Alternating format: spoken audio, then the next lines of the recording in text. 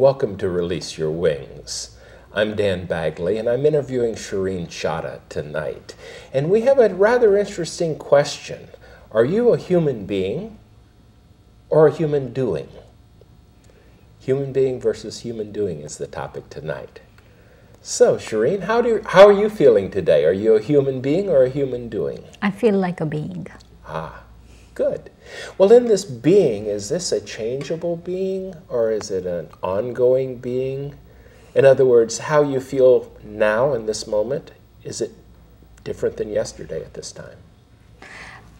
Definitely. I feel that there is a core, eternal truth about us that is unchanging and it's not ambiguous.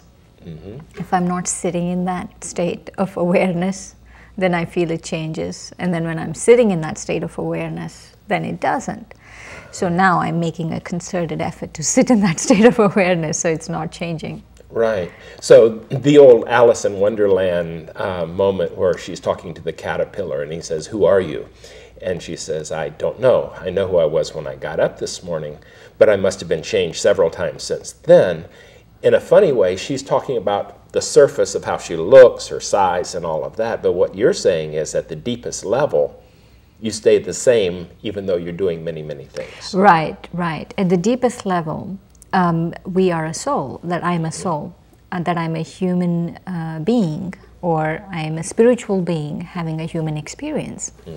And so at that soul has an eternal identity that doesn't change. Got it. It's like my physical costume, like the year, make, model of the vehicle might change, but that soul doesn't have, it's eternal. So we change our clothes, we change, if we're working, we're a slightly different model than when we're at home with our family, etc. Is that what I hear you say? Yeah, but I feel through all of that, through when I'm working, I'm playing a role, or when I'm at home, I'm playing a role, or when I'm with my wife, I'm playing a role, or when I'm with my children, I'm playing a role. All of those roles are fine, but internally, that there is an eternal identity that just doesn't change. Almost like the gyroscope that keeps you really who you are on a path or in a direction. I was wondering, is it harder to maintain our ongoing identity now than it was way, way back in ancient times? I was reading this week, and I've read it in the past as well, that it took information from the year, starting, say, the year 1 in Gregorian calendar, up to 1500 to double. Now, it doubles every 2 years. So things around us are changing much faster. Every week there are new breakthroughs in science, technology. So does that make it harder to maintain that quiet, soul-like presence today than it did when things virtually never changed around us? No, I think it's easier today. And it's interesting you should talk about that information, because in the BKs we have a saying that there cannot be salvation without knowledge. But here, when we're talking about knowledge, we are talking about the understanding of the self. And so it's very important to understand who I am, but not just my eternal identity, but how do I operate in the world, in today's world. And I feel that understanding, to answer your question, that understanding, we have a deeper understanding now than ever before. So while the information doubles, the knowledge maybe just increases, not in geometric proportions, but can get deeper and deeper because of, well, we have more time to do things. It doesn't also, feel like we feel that right now, the time is a very auspicious time, and this time we have at our disposal a lot of tools to transform ourselves. I see. So the soul, though, will stay the same, but our realization of it. Yes, we have more knowledge of it now. I see. We know exactly who we are, and if we want to know who we are, we have more of that access right now than ever before. And so that knowledge, really, to be able to become aware of that knowledge and to practice that knowledge, then I feel we can use it more now. And I also think there's another aspect of the soul that needs to that we need to totally understand is that my own negative thoughts are my own enemies. My worst enemy is my negative thoughts. Yeah, and the reason why I'm connecting with human being and human doing here in this case is that when I keep having negative thoughts and I do my actions based on negative thoughts, then I cannot be. Aha. So if I am behaving in a certain way so I fit in, out of fear of being rejected, then that by definition I'm being a human doing, I'm acting as a human doing, and that's not helping. Yeah, or if because of greed. Let's say if I want and I go get something, like I'm working because of greed, or I'm doing anything based on any of my negative thinking, then that's when I move away from that being.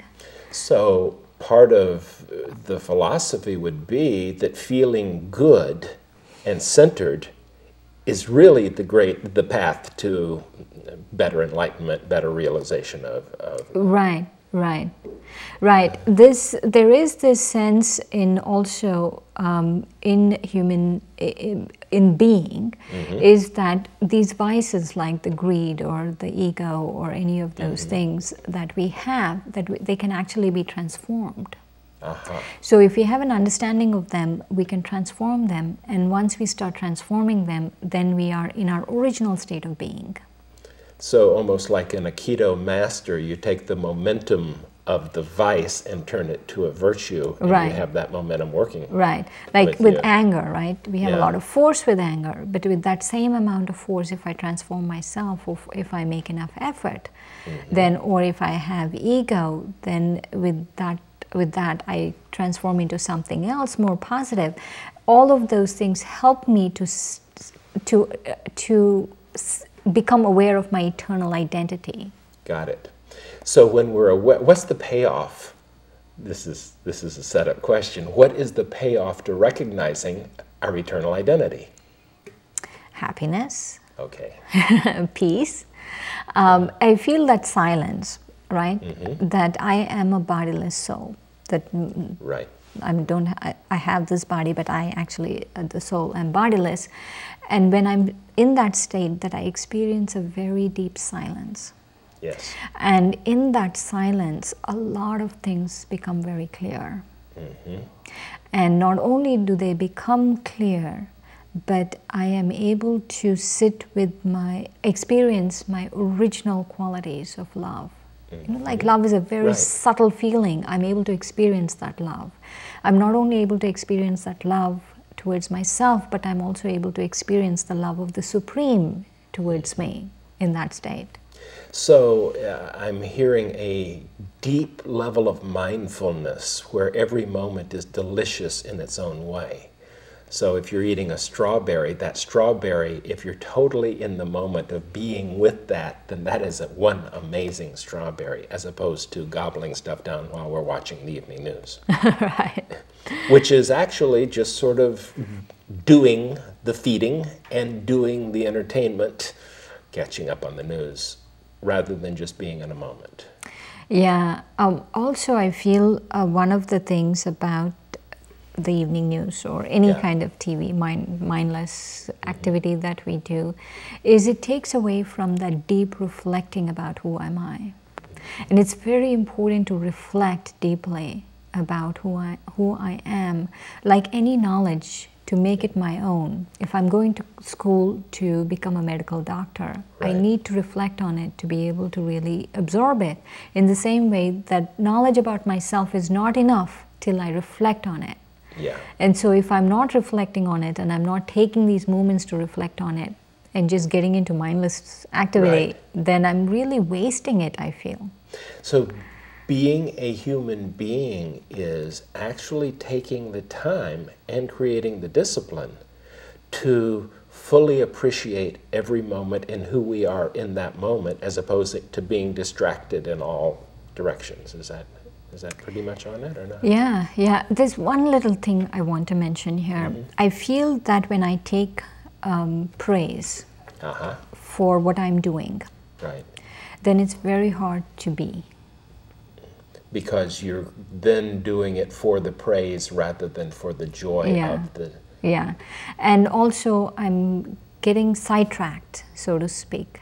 Yeah. And I'm getting sidetracked, but also I'm not, if I'm not being equal, like being composed in both praise and defamation, then if someone's defaming me for what I'm doing, then I start experiencing sorrow. Got it. So what we're not saying is that you don't do anything. Buckminster Fuller had a great title on a book he co-authored called I Seem to Be a Verb. It was a cute little book, but what he was really saying is I seem to be active all the time. I seem to be interacting with my environment. I'm not just the stable, stolid noun, but a verb. But you can be the verb, but at the core of your being, that's not even describable, I would think. It's just, it's like a sense, it's a being. It is a being. You know, I feel that in that state, right, in that state of being, whatever you're called to do, if you do it, there's such joy in doing it. So you are doing, but you're doing it from your deepest being. Like even just by you being, sometimes you serve. Yeah. Your being serves at that point. And I feel, but there's a little trick that happens at that particular moment, is that we cannot take ownership of whatever we are doing. We have to think of it as a gift from God. If we don't, then ego sets in. Yeah, and then suddenly ego says, look at me, and it's not about the and then activity. I lose it, and then I become the doing again. Yeah. So it's really important to think of myself as an instrument. We use the word instrument, or a trustee, or a steward for God. And that whatever I have, even the understanding I have, even the knowledge I have about myself, or anything, if I have a talent, that it's a gift from God. That's a rough analogy to how the early American Indians felt about land. How do you own land any more than how do you own water? We're just the caretakers of this area. We get to live off of it and benefit from it, but you know, we're just... I agree. I mean, how can you own land? Yeah. But in the same way... you actually get a mortgage. No, but you don't own it. Yeah. Technically. Someone else owns it. You just bondage to it for the 30 years to pay the mortgage. So then one of the variables is I'm doing this in order to is almost always a sign that we're being a human doing. In other words, if I'm doing it because I enjoy the activity, because it's my expression of my love of life, it's my art form, then I'm doing it not in order to get, but I'm doing it because it's my expression. Right, or I'm doing it because I need to use the gift that was given to me.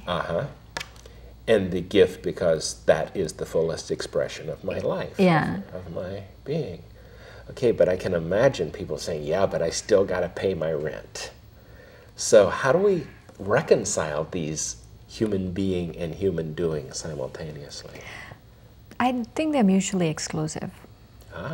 You could be paying your rent and still be in soul consciousness. Oh, they're not mutually exclusive. Right, Okay. I mean, you can do both at the same time. Okay, got it. And that is, you can be soul conscious. You can do a simple act, like I move my hand from here to here, but I move it in that state of being. Yeah. Nice. But it seemed like wherever I came, it was, oh, you've been gone for 3 days, I see. Welcome home. And I would drive home thinking, these women are so on purpose. I don't know if they feel the joy, but I am less tired when I've paid my money. And I've often thought of them as being, not in terms of, their pictures aren't in the paper, but doggone it, they gave me such delight every time I came home off the road. And I sense that if you're on purpose, no matter what your job description is, that joyfulness can get shared. Right. I don't know if they still work there or not. Happily, I don't fly in the middle of the night anymore. But that is a piece of the beingness that gets shared, just almost like a contact of breathing the same air. Right. I feel actually by your being is only there's happiness. Your job title or how much your picture gets in the newspaper or wherever your picture gets has nothing to do with your being or your happiness or whether your the picture ever gets anywhere. Or your picture ever gets anywhere, because the only way I feel that you can really be happy or silent and truthful and be is when you are on purpose with what you have to do, because not everyone needs to be in the newspapers. Happily. Good. So perhaps now we understand that we can do our workaday thing, whatever it is, yet at the core of the quiet core of who we are, if we can savor and be who we really are, then at least in those moments we glimpse God or the glory of us. Is that close? Yes, definitely. Good. Thank you, Dan. Thank you, Shireen. Thank you for joining us.